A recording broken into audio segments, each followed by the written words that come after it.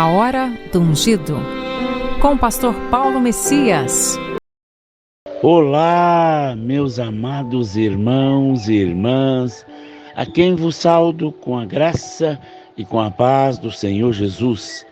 Eu sou o pastor Paulo Messias, da Igreja Videira de Canaã, Goiânia, Goiás, Brasil, para o mundo, chamado por Deus para pregar o Evangelho da Graça, para curar os enfermos, para libertar os cativos.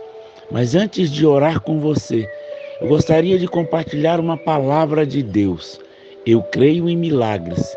Receba a porção dobrada. Sabe, meu amado irmão, minha amada irmã, chegou a hora de profetizarmos com mais intensidade. Nosso decreto nesse ano: em lugar de vergonha, terei dupla honra. Em lugar da afronta, exultarei a minha herança.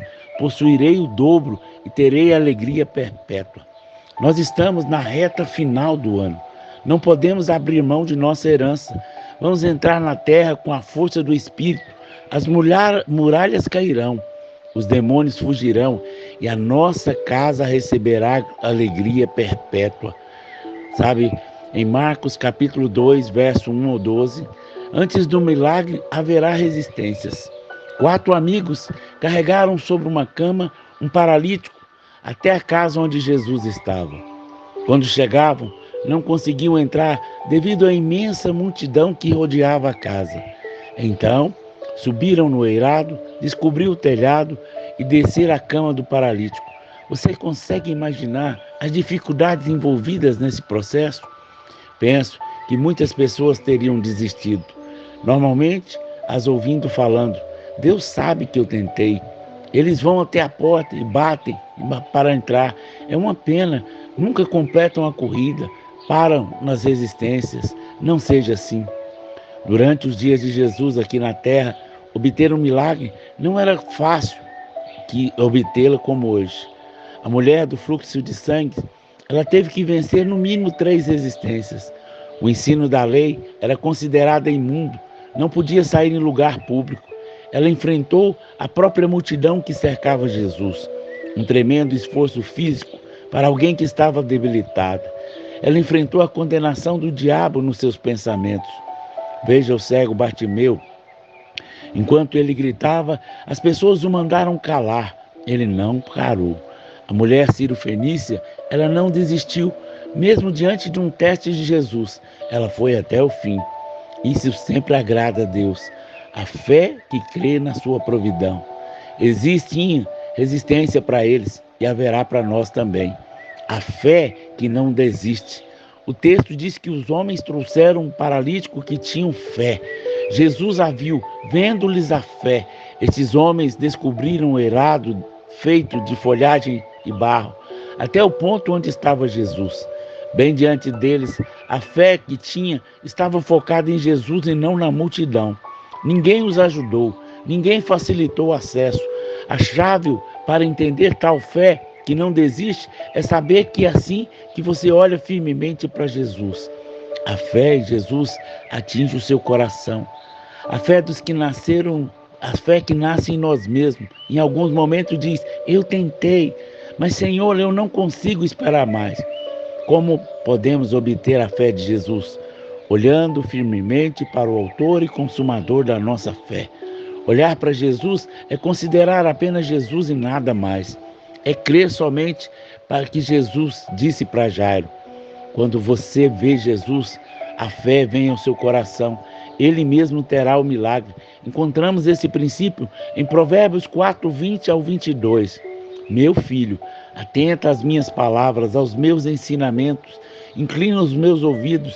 Não se deixe apartar dos teus olhos.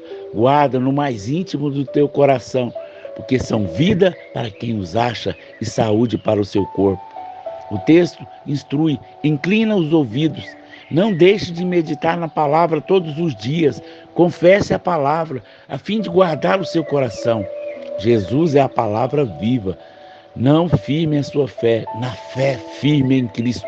Quando o seu coração está cheio de Jesus, suas palavras se tornam as dele. Você e ele são um só. Você tem a fé que vem dele, e ele guardará essa fé em seu coração e consumará o milagre na sua vida. Você apenas olhará firmemente para Cristo. Quando a fé de Jesus chegar ao seu coração, você tem plena certeza e não desistirá de alcançar o seu milagre.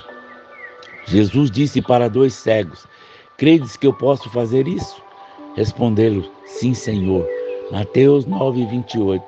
Jesus não perguntou se eles criam, mas se criam que ele podia fazer.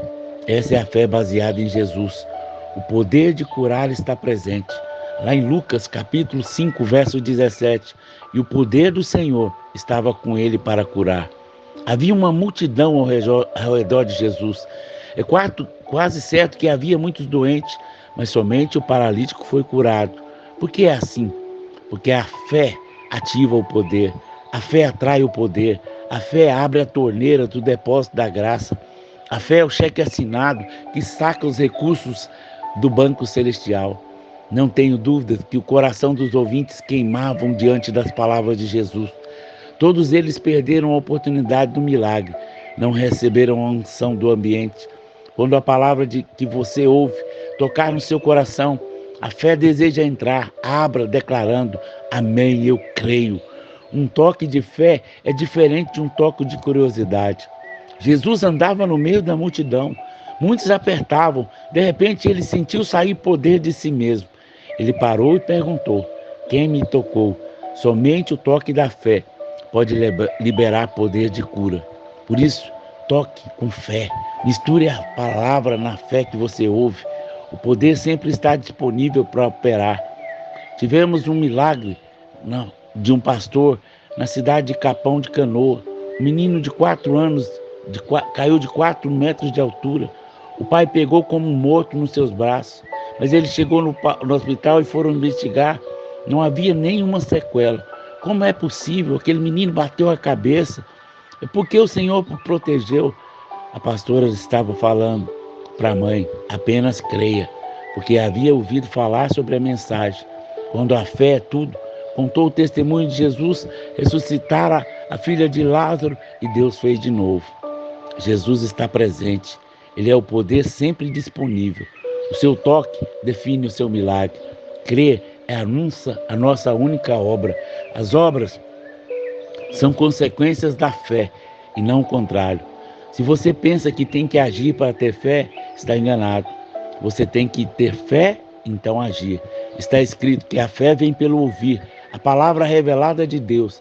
Não é fé quando você faz alguém. Primeiro a fé, depois o milagre. Primeiro você crê, depois você recebe. Jesus disse em João capítulo 6, do verso 28 e 29, dirigiam-se a ele perguntando: que faremos para realizar as obras de Deus? Respondeu Jesus: a obra de Deus é essa, que creais naquele que foi enviado.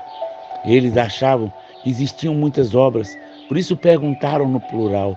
Jesus respondeu no singular: a obra de Deus é crer em Jesus. Crer é a nossa única obra.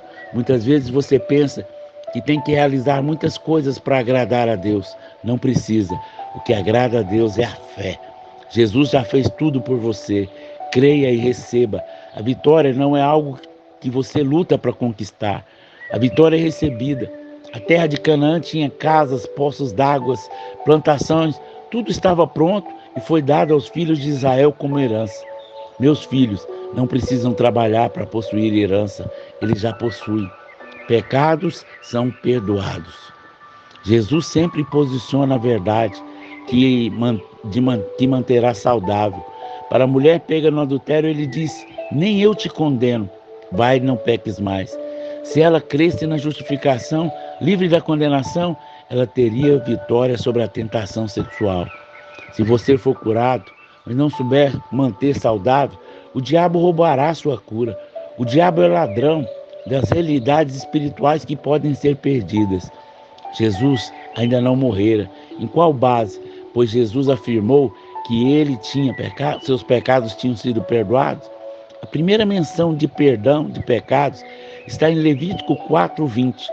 Deus fez a provisão para o perdão dos pecados de ignorância de todo o povo. Um pecado de ignorância é um pecado desconhecido. Quantas vezes você peca e nem deve ter consciência do pecado.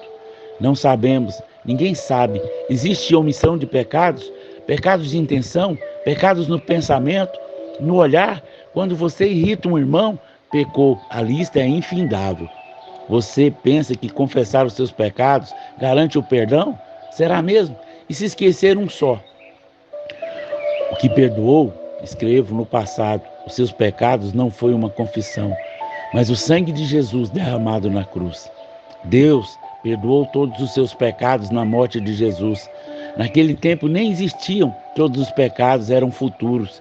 Se você acredita que somente os pecados confessados são perdoados, então viverá debaixo do medo e da acusação e aceitará as enfermidades como uma consequência delas. É pela fé no seu coração é purificado. A fé na obra do Calvário. Pedro disse, e não estabeleceu distinção alguma entre nós e ele, purificando-nos pela fé o coração. A confissão dos pecados não perdoa o pecado, apenas a fé no sangue de Cristo. Mas eu não devo confessar os pecados, pastor? Deve. Caminhe com consciência livre. Você confessa os pecados apenas para apropriar da verdade do perdão, por motivo da sua consciência. A justiça significa que você não tem pecado diante de Deus. São os pecados que nos fazem separação entre você e Deus, entre você e o seu milagre. Se você não as tem, receba o seu milagre. O apóstolo João diz em 1 João capítulo 1, verso 7, se porém andarmos na luz como ele está, mantemos comunhão uns com os outros, e o sangue de Jesus, seu Filho, nos purifica de todo o pecado. É extremamente significativo e importante que você saiba, o verbo purifica nesse texto refere-se a uma ação contínua e permanente. É como se você estivesse debaixo de uma cachoeira do sangue. O sangue constantemente está purificando. Quando o pecado toca em você, imediatamente o sangue purifica.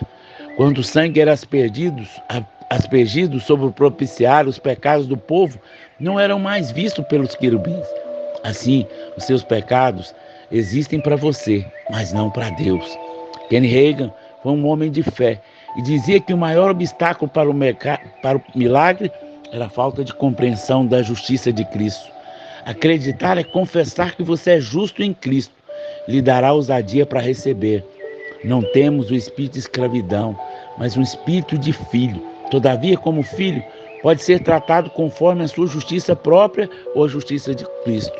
Na própria história do filho pródigo, o pai trata o pródigo como se ele não tivesse feito nada de errado. E a imagem do nosso Pai Celestial, nos vendo irrepreensíveis, porque estamos vestidos da couraça da justiça. O filho pródigo não tinha nenhuma retidão nele para se orgulhar, então só podia contar com o amor do pai por ele. Por outro lado, o filho mais velho se gabava da sua justiça própria, então o pai tratou com base na justiça, pois era isso que ele queria. O filho pródigo recebeu o favor do pai, e o filho mais velho não participou da festa, ficou do lado de fora. Você gosta de festa? Deus preparou uma grande festa para você. É a festa da graça, da bondade, da misericórdia, que Ele alcança quando você habita na casa do Pai. O Pai esbanjou a sua bondade e graça em seu filho pródigo, antes mesmo o menino se arrepender totalmente. Bondade de Deus nos leva ao arrependimento. Sem a lei, você teve que se arrepender primeiro, antes da bondade de Deus vir sobre você. Mas sobre a graça, a bondade de Deus leva o pior pecador ao arrependimento. Jesus realizou milagres sem exigir arrependimento. Deus deseja que você, filho, ocupe o seu lugar de direito com a justiça de Deus em Cristo, em paz, sem medo. Venha desfrutar da bondade de Deus. Deus quer que nós sintamos em casa, na sua presença. Deus não quer que você esteja constantemente com medo quando estamos na sua presença, com medo de um pensamento errado que o faça ficar com raiva de nós. Hoje, muitos crentes não estão recebendo de Deus, porque não acreditam realmente que foram feitos justos por causa de Jesus. A falta de entendimento que você é justo lhe roubará o milagre. Ser justo significa também que Deus não trará segundo as suas ações, sejam elas boas ou ruins. Deus te trata não segundo os seus erros cometidos. É uma abominação para Deus quando você não crê que é justo. Provérbios 17:15 diz: o que justifica o ímpio é o que condena. O justo, abomináveis são para o Senhor, tanto um como o outro. A abominação é o pior tipo de pecado. Ele é detestável para o Senhor. Todo pecado é ruim, mas há alguns pecados, quando um pecador se justifica dizendo que é justo, Deus vê isso como uma abominação. Da mesma forma, um justo se condena, Deus também vê isso como uma abominação. Não é humildade se tratar como um pecador, quando já foi justificado pela obra consumada de Jesus. É hipocrisia. Hipocrisia é fingir ser quem é ou quem não é. Se você é um pecador, mas finge ser justo, isso é hipocrisia. Se você nasceu de novo, você foi feito justo, mas age e trata como um pecador. Isso também é hipocrisia. Se você é um crente que condena os outros crentes ou a si mesmo, está fazendo uma coisa abominável. Condena no texto é a palavra hebraica racha. A primeira ocorrência de racha é encontrada em Êxodo 22. Se uma pessoa ficar com um boi, um jumento, uma ovelha, roupas, qualquer coisa perdida, e aparecer alguém dizendo que é o dono, o caso será levado ao lugar de adoração. Aquele que Deus declarar culpado pagará o dono o dobro. O contexto diz, se refere a itens físicos ou propriedades que foram perdidas ou roubadas. Mas para nós hoje, respeito a tudo que perdemos, seja a nossa saúde, a nossa paz, a nossa finança, um relacionamento com o ente querido. O Senhor não quer que nos acomodemos e aceitamos isso. Ele quer que digamos, isso é inaceitável, uma coisa que eu perdi na minha vida. Aleluia. O que nós podemos concluir, pastor? Que o Senhor quer nos abençoar, que o Senhor quer derramar graça sobre nós. Por isso eu quero te dizer, receba essa palavra, tome o seu lugar, você é justiça de Deus. Confie em Deus dizendo, eu sou justiça de Deus e a cura e a provisão são minhas por direito, porque eu sou justo nas partes envolvidas. Aleluia. Pai, eu oro abençoando todos os irmãos que estão me ouvindo através do canal do YouTube. Que a bênção de Deus seja derramada sobre a sua casa, que eles possam ver e receber uma porção dobrada, que eles recebam o seu milagre, em nome de Jesus. Amém, amém e amém. Por favor, meus amados irmãos, você que gostou dessa palavra, nos ajude a divulgar, para que mais pessoas recebam fé, recebam paz, recebam alegria, sejam abençoados no Senhor. Amém? Se você foi abençoado e deseja ser um semeador do nosso ministério, aí tem o número do Pix pelo qual você pode fazer uma oferta generosa, sempre crendo que Deus multiplica cada semente. Deus abençoe a sua vida, em nome de Jesus.